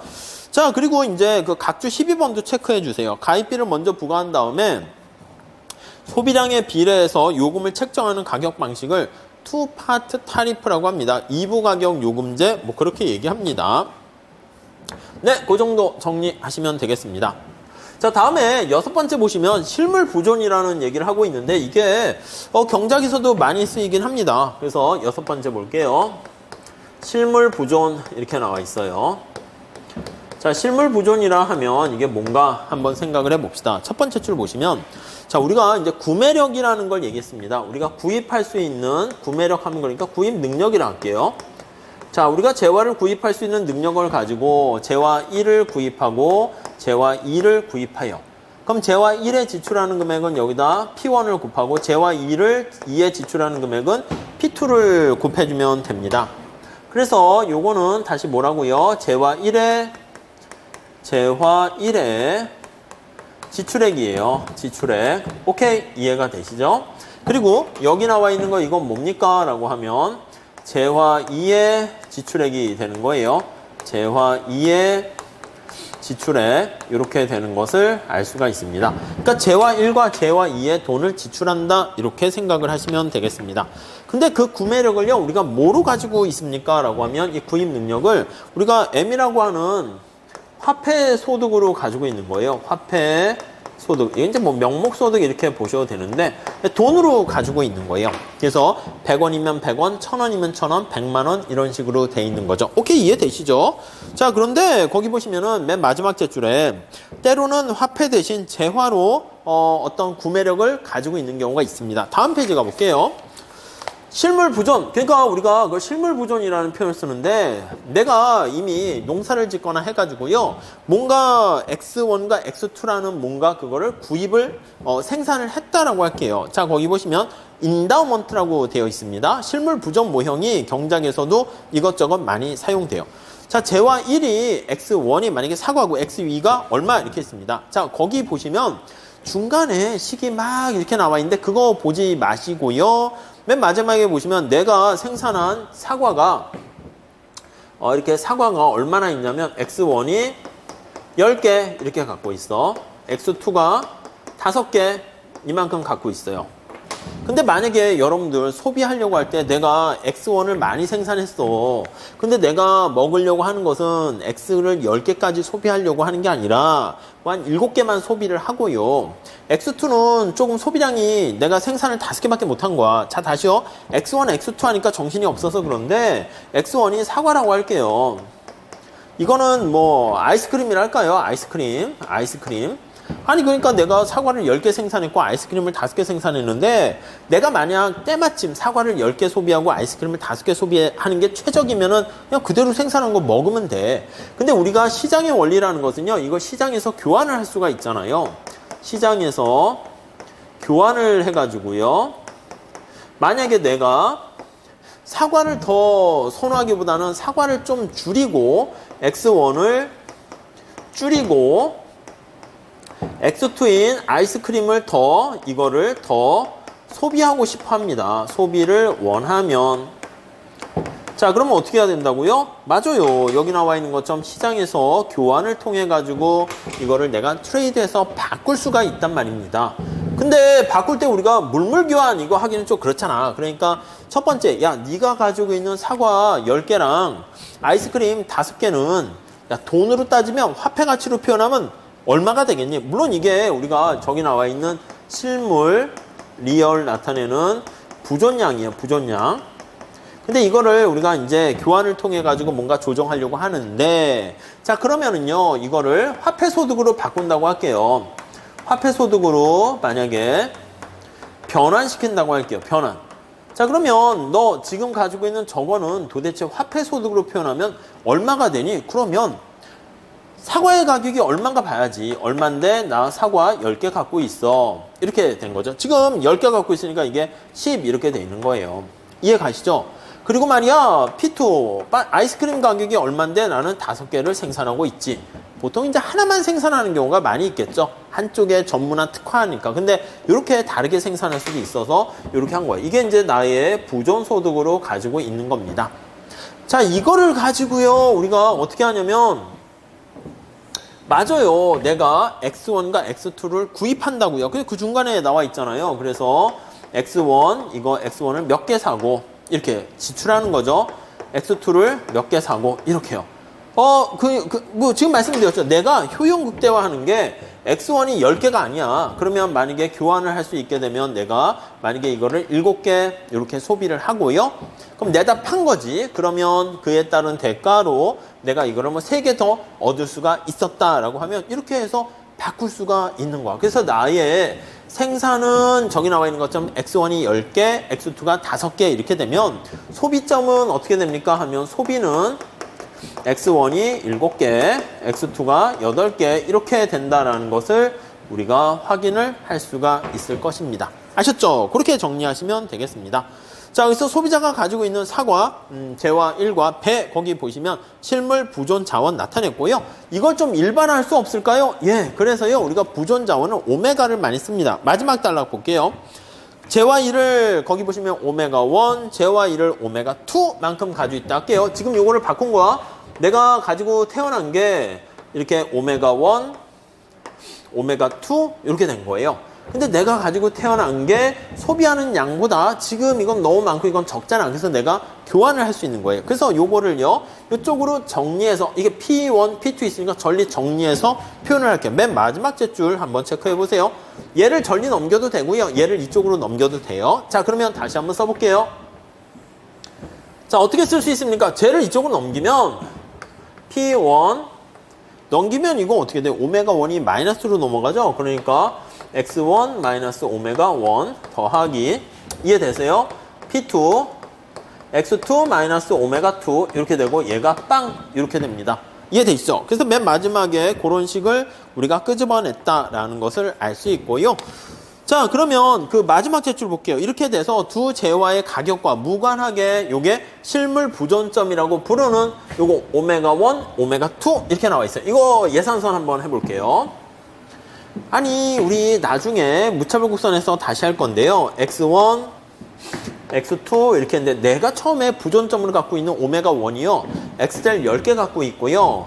YJ를 X2를 X1을 10개 갖고 있고 X2를 5개 갖고 있는 거야. 점점점점점 이렇게 있고 10개 이렇게 갖고 있어요. 이걸 이제 초기 부전점 해서 이렇게 있는 거야. 만약에 우리가 폐쇄경자에서는 어떻게 돼요? 폐쇄경자에서는 우리나라가 전부 다 자급자족을 하거나 내가 자급자족한다 할게요. 그러면 이 오메가점에서 내가 생산을 이만큼 했어. 그리고 이만큼 소비를 하게 됩니다. 이해 가시죠? 내가 생산한 만큼 소비하는 거야. 근데 우리가 이게 나중에 시점 간 자원 배분할 때도 쓸 겁니다. 저는요 학원을 다녀야 되니까 지금 여기 돈이 필요합니다. 차입하기도 하고 저축하기도 해요. 그거 비슷하게. 근데 나는 이제 은행이나 이런 것들 이용하게 되면요 차입과 저축과 차입을 할 수가 있어요. 그러면 그 시장 가격에 의해서 예산선이 쭉 이건 이제 차입이 되는 거죠. 차입. 그리고 나중에 쭉 해서 저축을 하는 겁니다. 쭉 저축이 되는 거예요. 저축. 자, 그래서 우리가 선택할 수 있는 영역이 쭉 여의봉처럼 커지게 된다는 것을 알 수가 있고요. 그렇게 되면 우리가 지금 살펴본 것처럼 이 사람이 X1을 7개 원한다 할게요. 7개 원하고 Y를 만약에 8개라고 할게요. 점점점. 이건 교환 비율에 따라 달라지긴 하겠지만 여기가 만약에 A라고 할게요. 그럼 이때 무채보국선 그리면 안 되니까 지금은 근데 그린다고 하면 이렇게 돼 있는 거야. 그러니까 내가 가지고 있는 게 여기 있는 것보다는 저 A를 선택하는 게 효용이 더 커진다라는 것을 우리가 확인할 수 있겠습니다. 아시겠죠? 그래서 거기 83페이지 보시면 소비 묶음 오메가 거기 보시면은 오메가 1, 오메가 2가 항상 예산 선상에 있게 되는 것이고 이게 이제 나중에 보시면 상대 가격이 변하면 P2분의 P1이 변하게 되면 요 예산선의 기울기가 변하게 됩니다. 그래서 만약에 거기 보시면 상대 가격 요게 예산선의 기울기가 P2, P1이 증가한다 이렇게 되면은 요거는 지금 같은 거예요. 여기까지 쭉 그냥 한 가지 색깔로 연결할까요? 이렇게 된다라고 하면 이때 요런 일이 발생하게 되면 요걸 중심으로 해가지고 아니 내가 그냥 10개 5개 저는 시장에 내다 팔 생각도 없고 그래요. 그럼 요 점은 선택할 수 있잖아 계속. 그러니까 요걸 축으로 해서 예산선이 요런 식으로 반시계 방향으로 회전한다라는 것을 우리가 확인할 수 있겠습니다. 아셨죠? 자, 이렇게 해가지고요. 우리가 많은 시간을 통해가지고 우리가 예산 집합에 대해서 우리가 살펴봤고요. 이게 어떤 선택의 제약 조건이 되는 거 인식하시면 되겠고, 다음 시간에 우리 챕터 4장 소비자의 선호부터 얘기하면서 소비자의 효용 극대화되는 선택이 어떻게 되는가 그 발판에 대해서 살펴보도록 하겠습니다. 네, 여기서 마칠게요. 감사합니다.